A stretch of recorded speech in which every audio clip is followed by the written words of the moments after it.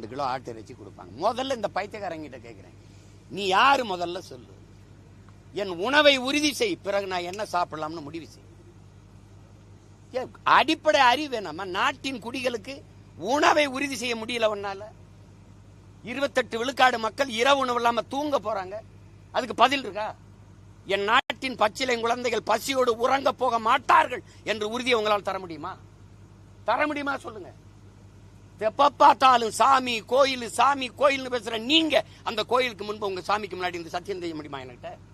அப்ப நீ எதுக்கு? நான் என்ன கறியும் திம்பேன், பன்னிக்கறி திம்பேன், பாம்பு கறி திம்பேன், மாட்டுக்கறி திம்பேன், ஆட்டுக்கறி திம்பேன், பூனைக்கறி திம்பேன், எதையும் திம்பேன். என் பசி உனக்கென்ன?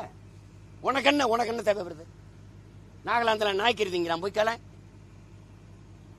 உணவு என்பது என் உரிமை, உடை என்பது, மொழி என்பது, வழிபாடு என்பதெல்லாம் என் உரிமை. அதுக்கு தான் நான் போராடி சுதந்திரம் பெற்றிருக்கேன். நீ அதை திங்காத